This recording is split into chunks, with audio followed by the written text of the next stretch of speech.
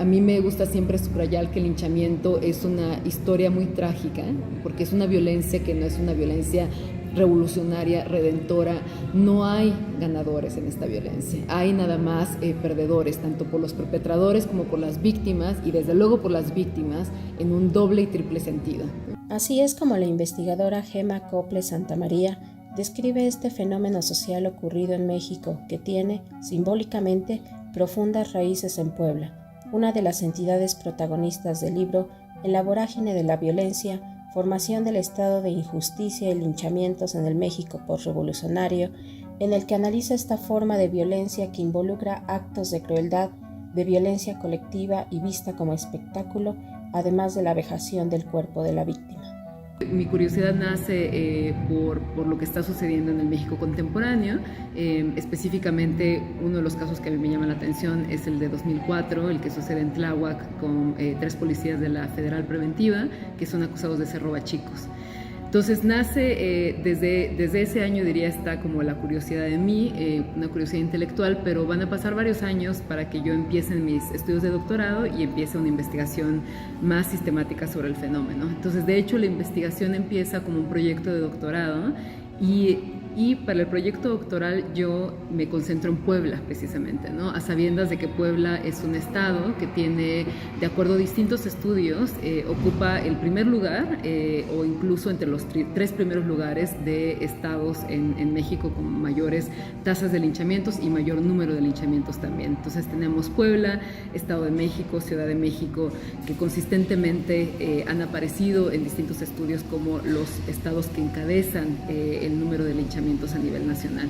Entonces, pensando en el lugar, digamos, que ocupa Puebla en este fenómeno, yo arranco mi investigación en Puebla. Con investigaciones en archivos históricos, crónicas periodísticas, fotografías y producciones cinematográficas, así como entrevistas con sobrevivientes de linchamientos, como el ocurrido en 1968 en San Miguel Canoa contra estudiantes universitarios, Gema Cople Santamaría compila un total de 366 casos cometidos en contra de mujeres acusadas de brujería, de protestantes, socialistas y hombres cuya supuesta culpabilidad comenzó con un rumor. Más me doy cuenta que no es un fenómeno nuevo, ¿no? Y cuando yo empiezo a hurgar en la historia, doy precisamente con el caso de Canoa, ¿no? 68, doy con una serie de linchamientos en contra de maestros socialistas en la década del 30, donde también Puebla y más específicamente la Sierra Norte de Puebla aparece como un lugar donde varios maestros socialistas fueron linchados. Entonces, por un lado, expando la mirada a nivel nacional para incluir en mi estudio casos que ocurren en toda la República, y por otro lado, expando la mirada históricamente para decir, este no es un fenómeno nuevo, veamos qué pasó en el pasado. En esa lógica, la investigadora precisa que esta investigación doctoral, si bien se circunscribe en una época que va de 1930 a 1960, es un estudio histórico con miras al presente. Es una investigación de carácter histórico, pero también sociológico, donde a mí lo que me interesa es entender las razones sociales, culturales y políticas que explican la persistencia de este fenómeno hasta el día de hoy, y entender por qué para las personas, a pesar de que esta es una forma de violencia extralegal que está fuera de la ley y que de nuevo involucra el uso de formas muy cruentas de violencia, por qué es que se considera legítima, ¿no? O sea, cómo es que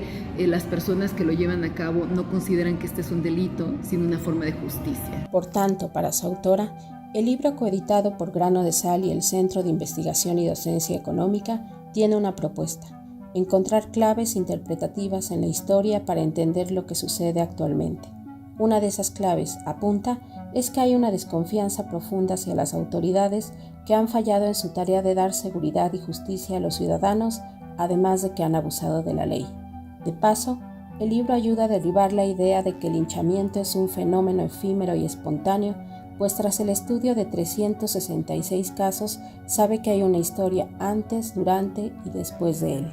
Usualmente se trata de comunidades o barrios en los que hay una preocupación por el tema de inseguridad. Ese tema de inseguridad cambia históricamente. En un momento dado puede ser una preocupación porque han aumentado los secuestros o porque hay robachicos supuestamente que están actuando en una determinada comunidad. En otro momento histórico puede ser cuestiones de maestros socialistas que vienen a quitarnos la religión católica o que tratan de imponer un modelo secular de educación mixta, ¿no? que parece ser inmoral o que parece ser amenazante. En otro momento puede ser protestantes que están invadiéndonos, que están convirtiendo o que están invadiendo, digamos, de nuevo el orden social religioso de una comunidad. Entonces, de manera previa, siempre lo que se observa es como una preocupación, una inquietud y una percepción de inseguridad de nuevo frente a estos transgresores, ¿no? Llámese brujas, criminales, ¿no? Socialistas, comunistas. Esto es previo, pero ya en el momento en el que empieza el linchamiento tiene una secuencia muy predecible, ¿no? O sea, todos siguen una secuencia muy similar. Empiezan con un rumor, ¿no? Y el rumor usualmente lo propaga alguien que de alguna manera tiene el respeto, la confianza por parte de la comunidad, o sea, o cuya palabra es creíble, ¿no? Cuya narrativa de lo que está pasando es creíble. Eso hace que entonces el rumor corra, ¿no? O sea, que el rumor corra, digamos, como fuego, ¿no? Que se transmita de boca en boca. Y entonces, claro, conforme va recorriendo de boca en boca el rumor, va aumentando, digamos, el temor y aumentando como la necesidad o el llamado a hacer algo al respecto de este supuesto, digámosle, robachicos o secuestrador que está supuestamente en la comunidad. Acto seguido, usualmente tenemos el tocar de las campanas, ¿no? Históricamente el tocar de las campanas, que de hecho se da también hoy en día, ¿no? Y el tocar de las campanas tiene una connotación simbólico-religiosa, pero no necesariamente tiene que ver con linchamientos provocados por religión, sino que es la manera de convocar al pueblo, ¿no? Es la manera de convocar al pueblo. En el mundo actual tenemos WhatsApp, ¿no? O sea, las redes sociales como una manera de convocar. Entonces, usualmente las personas se congregan, ¿no? Respecto a una persona que han identificado como el criminal o como el transgresor. Proceden después entonces a golpear a la persona, a rodearla, muchas veces prenden fuego, le rocían el cuerpo de gasolina y ya después, dependiendo de cómo escale esta violencia, hay mutilación del cuerpo, ahorcamiento u otras formas de tortura, ¿no? Entonces, no todos los linchamientos son letales, pero usualmente, varios de ellos sí terminan en la muerte de la víctima. Destaca que además de echar mano de testimonios escritos por familiares de víctimas del linchamiento, reportes de seguridad y archivos judiciales, la investigación de Gemma Cople incluye una revisión exhaustiva de notas de prensa y productos culturales como la fotografía y el cine. Por ejemplo, el trabajo de Leopoldo Méndez, que ilustra la portada del libro y que hay algunos trabajos también al interior del libro, porque Leopoldo Méndez y otros miembros del taller de la gráfica popular hacen referencia al linchamiento, ¿no? Y hacen referencia al linchamiento, en muchos casos, como estos son linchamientos que van en contra del proyecto postrevolucionario, muestran a estos actores, a estos perpetradores como actores ignorantes, fanáticos. O sea, hay un mensaje como muy reprobatorio, pero también diría yo muy reduccionista, muy estrecho, que no apela a un entendimiento más complejo de lo que está detrás. Analizo también películas, ¿no? El cine, digamos, la época del cine de oro mexicano, las películas de Emilio, el Indio Fernández, muchas de ellas, Maclovia, María Candelaria, Río Escondido, son películas que involucran un linchamiento y también, aunque está fuera, digamos, del marco temporal del libro, hago referencia también a Canoa, ¿no? Hago referencia también, La Ley de Herodes es otra película que empieza con un linchamiento, y también está la película La Zona, donde hay otro linchamiento de otro tipo. Entonces, estas fuentes cinematográficas, artísticas, visuales, también a mí me permiten crear un análisis muy rico, ¿no? Que no es nada más cuantitativo, sino también cualitativo, y ver cómo se representa este fenómeno y cuáles son las narrativas en torno a este fenómeno. En suma, en el libro En la vorágine de la violencia, formación del estado de injusticia y linchamientos en el México postrevolucionario, se construye una historia del presente de este fenómeno social. Entonces es un análisis que mira hacia el pasado, pero con la intención de proveer claves interpretativas para entender el presente.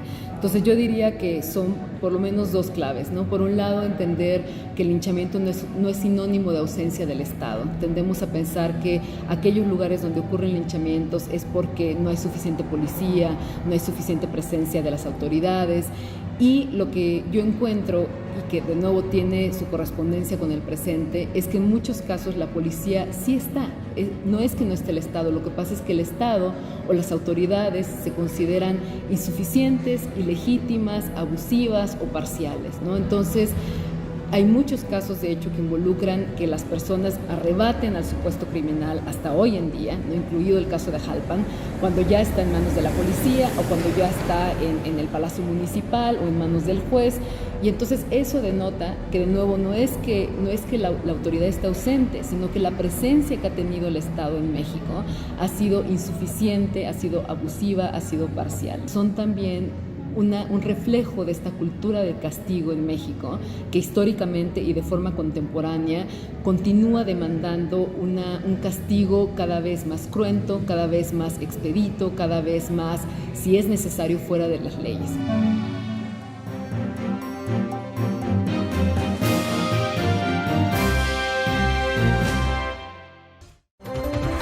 Síguenos en nuestro canal de YouTube y activa las notificaciones. Puedes hacerlo desde la aplicación o escaneando el siguiente código QR, que te llevará directamente a nuestro canal para suscribirte. Mantente informado sobre los acontecimientos más importantes a nivel local, nacional e internacional. Y accede a nuestras secciones de análisis y opinión, con periodismo de calidad del día a día. Recuerda darle me gusta y compartir a nuestros contenidos. Y no olvides seguirnos en todas nuestras redes sociales.